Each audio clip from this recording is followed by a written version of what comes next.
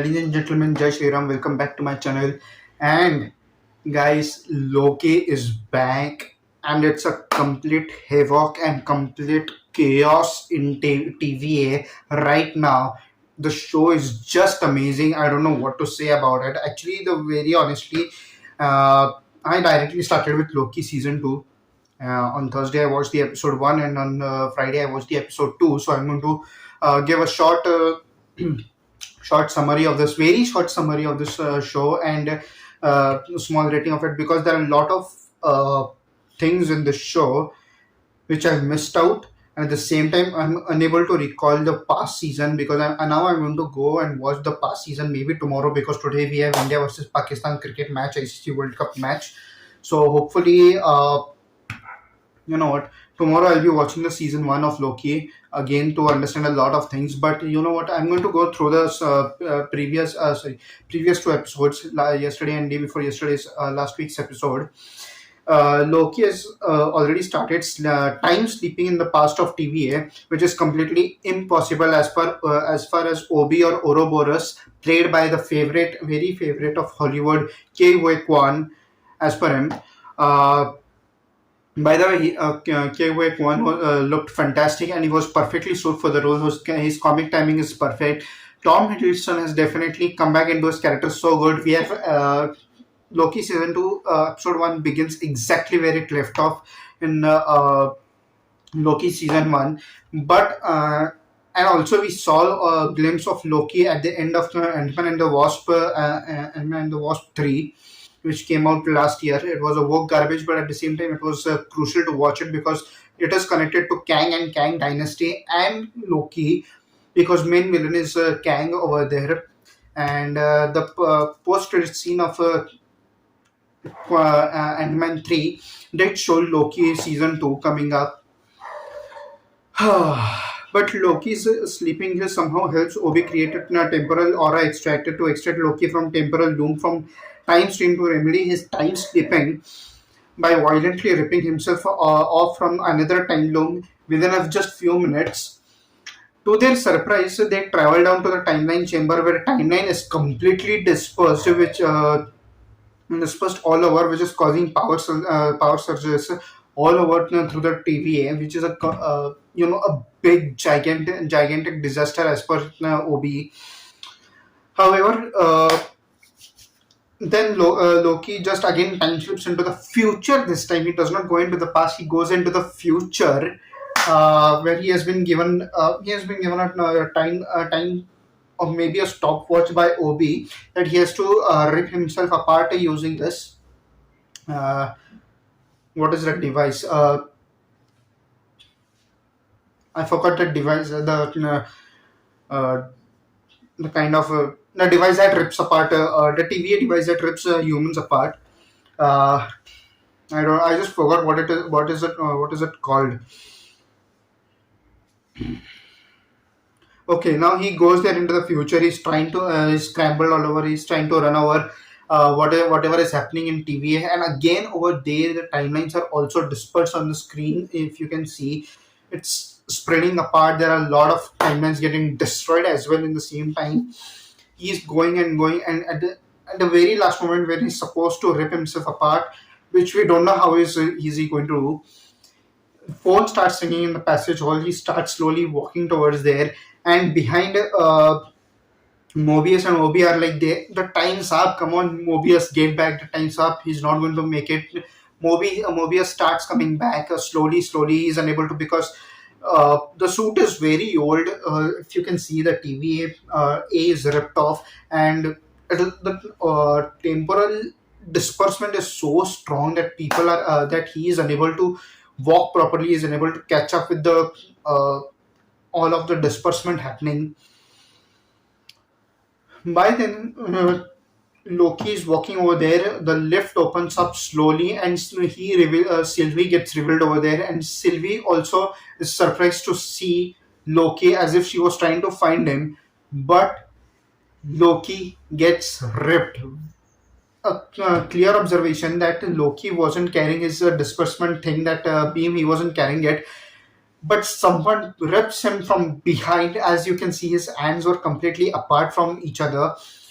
He wasn't doing it to himself. So who did it is the biggest mystery. We'll hopefully come to know in the future episodes. He comes back into the present timeline for temporarily. He kind of, Obi helps temporarily to stop the time slipping of Loki. I think this will happen in the future because, as far as I remember in the trailer, this was continuously happening to him for a long, long time. So let's see what happens in the future. This episode does have a credit scene where we see Sylvie arriving in 1982 Broxton, Oklahoma, in a branch timeline somewhere through a time door, and she enters into a McDonald's, and she finds herself completely alone and lost, and she therefore starts settling there. Kind of, this is what happens. Then we see episode 2, which we saw yesterday. Episode 2 directly opens up in London 1977, where Loki and Mobius come there, find Brad, and try to locate Miss Minutes and Sylvie. By the way, the chase sequence between those two is amazing.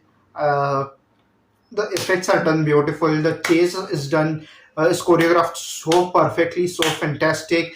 The way Brad was held up by Loki using that shadow magic was beautifully done, beautifully performed by them. It was intense yet magical. That's what I will say in short words. Loki B-15 Mobius capture Brad, take back to TVA, imprison him, and try to get some answers out of him, and try to find where Sylvie is. But Brad just makes up more mysteries to us. For me, it was more of a mystery because he says that TVA isn't real. The timeline they are living isn't real. The real timeline belongs somewhere else. These people belong somewhere else. This is not their real timeline they are living in. They were kidnapped over there.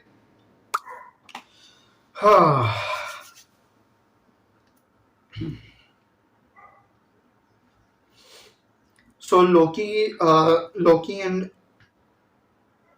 Mobius decided to talk talk to Brad, and Loki tortures Brad using this magic thing, a magic huge device, and the way he tortured him was really dark. I thought he was going to kill him. I thought Brad's character was going to be over at that, but no, he releases him. They would travel to 1982 Oklahoma to meet Sylvie. Loki and Sylvie meet each other, and there is where Brad realizes that they are going to be destroyed. The entire timelines are going to be destroyed. Somehow something gets clicked into him because something is happening to him. I'm unable to understand that. You guys let me know in the comment section below. And hence they send Brad back to TVA, and rather Mobius and Loki send Brad back to TVA and capture the other rogue field officers, the Scotland Czech, who that old lady who was traveling to that time door. She's traveling somewhere else. She travels somewhere else, and she is involved in destroying other timelines. I think she is involved.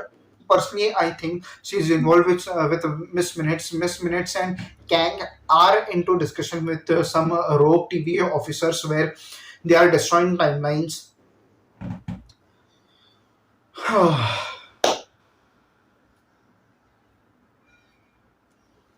Destroying timelines, and they get successful. It is very late for Loki, Mobius, and Sylvie to see to save the rest of the timelines. They can get back into the TV, and they see that hell lot of branch timelines are being destroyed. Millions, billions, multi billions of lives got destroyed.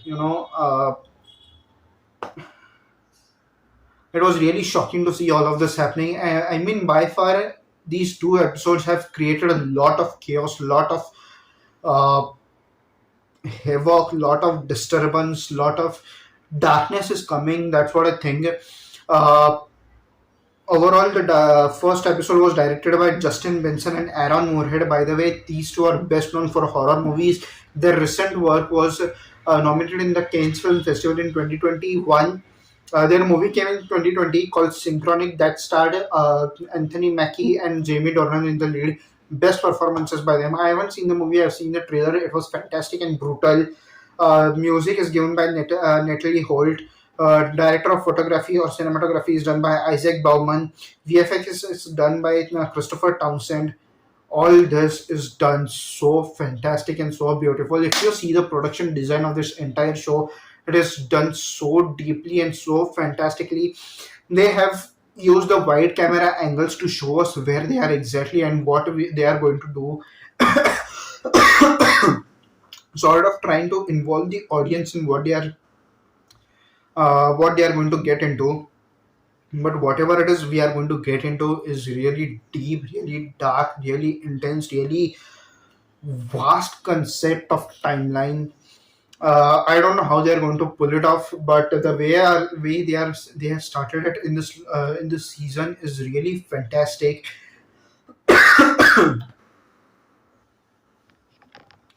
My question is Miss Minutes, after Miss Minutes went rogue in season one, is she still there and is she still following the orders of Kang, or he who remains by as per Loki? I hope we find this out soon. Being 6 episodes, limited episodes, I don't know how much they are going to disperse. Each episode is almost of 40 41 minutes, I believe. I'm going to rate both the episodes 9 out of 10 for their amazing action, great dialogues. Please do focus, ladies and gentlemen, do focus on their dialogues properly. A lot of things are being said, a lot of things are being broken down from the previous things. Uh, you have to be keen on watching them. I have to watch each episode twice yesterday. That's why my review is also coming so late, almost 1.5 day, almost 40 hours later. Their costumes are done perfectly. Uh, background music is done beautifully. The Loki music, theme music is beautiful. VFX done perfect. Amazing to see that temporal loom dispersing all over. Was beautiful. There is one thing, this one star minus for this is because the cinematography, as much as it is beautiful and colorful to see, it does give Quentin Tarantino vibes to me. It is a lot colorful. uh, Being shot in the wide angle, yes, a lot of colors will be involved, but at the same time the music, it is so intense as far as the action and the situation concerned that is going on. And the second thing,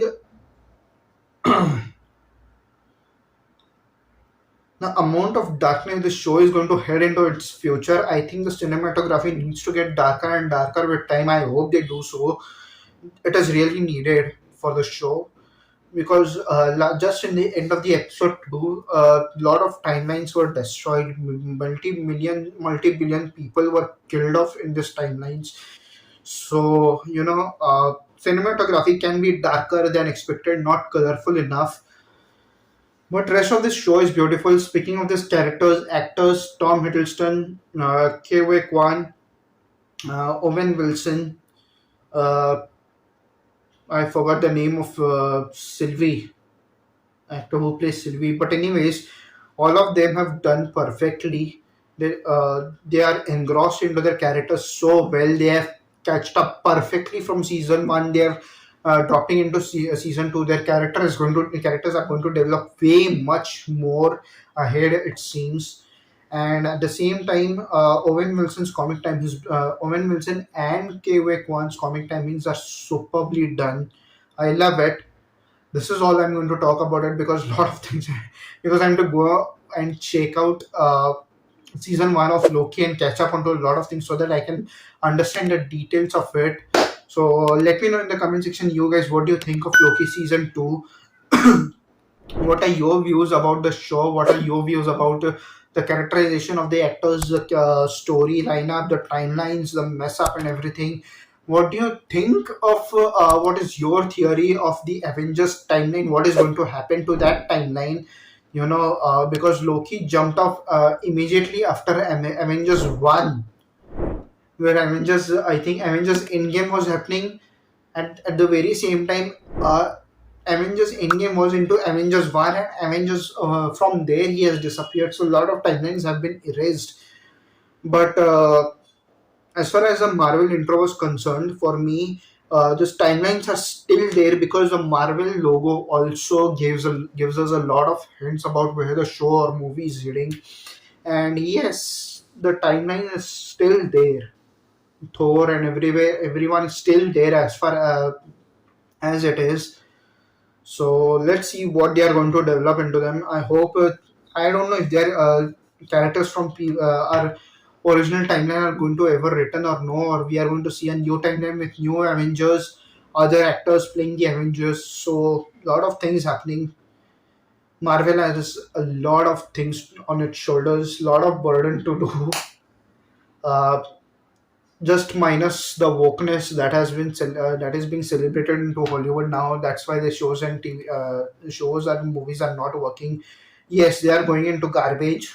They will keep going into garbage if the wokeness remains. But anyways, Loki is the only show I think that is saving Marvel currently, and I hope so they do it exactly like that. So by far, thank you so much for watching this video. I'll see you again next time with another video with another review of Loki. Most probably, I'll view the. My plan is to view all these episodes, or maybe not. I don't know, but because there are so many things to do, so I don't know what I should do. Just come per episode review, or I just review entire remaining 4 episodes together. I don't know. We'll see about it. Once the next episode comes out. Till then, thank you so much for watching this video. I'll see you again next time. Bye.